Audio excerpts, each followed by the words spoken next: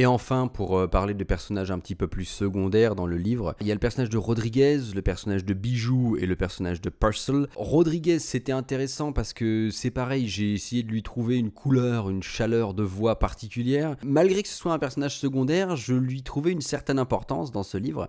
Et donc pour moi ça a été assez vite une sorte de truand un peu manqué, un truand à la petite semaine, une sorte de pochetron tout le temps bourré, ce qui est quelque chose d'assez récurrent parmi ces personnages. Et je voulais vraiment une voix comique, une voix outrancière, une sorte de pilier de bar qui te raconte des conneries gigantesques en permanence. Et c'était un régal à faire pour moi ce genre de voix, un peu comme Trégonet ou un peu comme Borochrome, parce que ça demande de se désinhiber complètement et presque d'éviter les deuxièmes prises. Si ça merde, entre guillemets, pendant la prise, bah tant mieux. Si je bégaye ou s'il y a un mot qui sort de traviole, c'est parfait en fait. Parce que c'est là que le personnage de Rodriguez, alors qui parle tout le temps comme ça, Ferdinand, et bah c'est là en fait qu'il apparaît.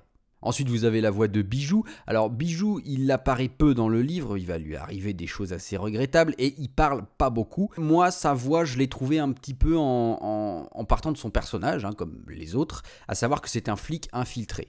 Donc, c'est un traître, c'est quelqu'un qui sait des choses que les autres ne savent pas, c'est quelqu'un qui joue au chat et à la souris constamment, qui donne des informations sur les macros, les prostituées, etc., en même temps qu'il parle à la police. Donc, il est toujours dans ce double jeu, c'est le rusé, quoi. C'est le gros malin de l'équipe.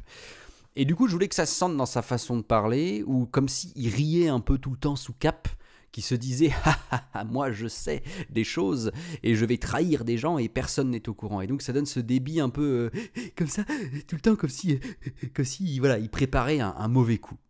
Ensuite, vous avez aussi la voix de Purcell, le fameux colonel dont Angèle était prise, a priori. Purcell, j'ai eu un peu plus de mal à le cerner, donc je l'ai imaginé comme une sorte de vieil anglais, puisque son nom est quand même très anglais, donc de vieil anglais un peu charmeur, disons une sorte de cool Lawrence Gift, mais plus vieux, plus fatigué. Voilà, et donc c'est introduire un peu de... comme ça, un peu de rauque dans la voix, et puis parler pas très fort, et en même temps avec l'accent anglais.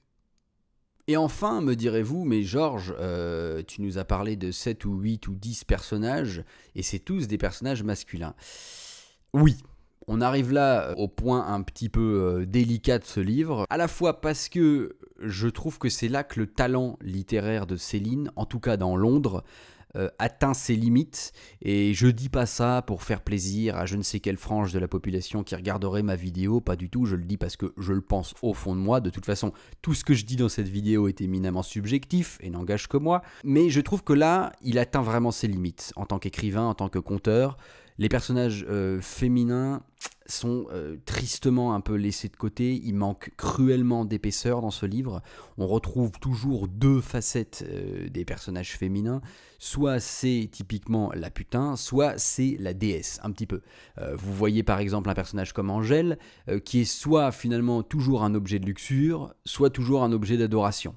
À la fin, ça devient l'objet d'adoration à Angèle, la pauvre folle, et au début, c'est uniquement à Angèle, je la culbute toutes les 5 minutes. C'est un personnage où finalement j'ai eu du mal à lui trouver une épaisseur, une profondeur. Quelle est sa voix tangible à Angèle? Moi, je l'entends pas dans ma tête. Alors, c'est peut-être moi qui manque d'imagination, mais je l'entends pas. Ursule, c'est pareil, j'ai eu beaucoup de mal. Ursule, j'ai fini par lui donner cette voix comme ça, un peu insupportable, hein, une sorte de voix d'un peu de vieille paysanne, peut-être des années 60, un peu édentée. Bon, je la voyais en gros un peu comme ça, mais c'est pareil, c'était pas évident. Elle manque d'épaisseur, elle manque de caractère, il manque de chair en fait, les personnages féminins de Londres. Et ça a été le cas pour quasiment tous les personnages. Sophie, elle est idiote, entre guillemets. Elle est toujours un peu bête, alors j'ai fait parler un peu comme ça, parce qu'on se dit, bon, moi je sais pas, j'ai pas compris. Voilà, je me suis dit que ça lui allait bien, mais je dois admettre que ouais, le roman m'a vraiment laissé sur ma faim et un peu déçu pour tout ce qui est les personnages féminins. Donc je trouve, et vous me direz ce que vous en pensez, mais je trouve clairement que c'est mes moins bonnes performances dans ce livre audio. Voilà. J'ai pas réussi à vraiment faire exister Angèle, je trouve, ni à faire vraiment exister Ursule, ni à... peut-être Sophie à la limite, mais la plupart des personnages féminins, même Lady, mais Lady elle apparaît très peu, et c'est pareil, c'est une espèce de figure inaccessible, de déesse, de beauté totalement voilà, hors de ce monde, devant laquelle Ferdinand se prosterne. Bon, moi c'est assez ennuyeux à dire comme personnage, et donc j'ai pas vraiment réussi à lui trouver de voix. Dans tous les cas, pour moi, cette lecture de Londres, ça a été une aventure extraordinaire. Je me suis, je crois, prouvé des choses pendant ces 7 mois à vous lire ce livre audio. Je me suis prouvé que j'étais capable de tenir un certain temps, d'être persistant en fait dans ce projet. Ça a été pas forcément facile. La voix, c'est un outil vivant.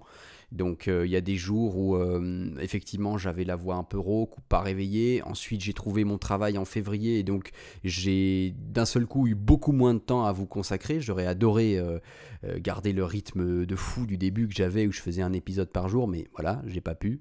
Mais au final, ça a surtout été, je crois, beaucoup d'amusement pour moi de faire exister ces personnages dans la durée, de les incarner, de les retrouver, de les comprendre. Je trouve que dire un personnage, c'est un plaisir de le retrouver, de le faire vivre et on le comprend de mieux en mieux, on le retrouve comme un vieil ami ou une vieille amie, on comprend un peu comment ils pensent, comment ils vivent, comment ils respirent, presque comment ils bougent. On pourrait presque les voir bouger devant soi. Et donc ça a été merveilleux pour moi à la fois de pouvoir m'amuser autant à vous proposer ce livre audio de Londres et à la fois de voir tous les retours géniaux que vous m'avez envoyés. Donc je le redis, merci encore du fond du cœur. Ça m'a fait énormément plaisir et énormément de bien. Et pour finir cette vidéo, j'ai envie de dire les prochains projets. Alors les prochains projets, je ne sais pas encore exactement de quoi ils seront faits. Si vous avez des questions sur le livre audio, n'hésitez pas à me les transmettre.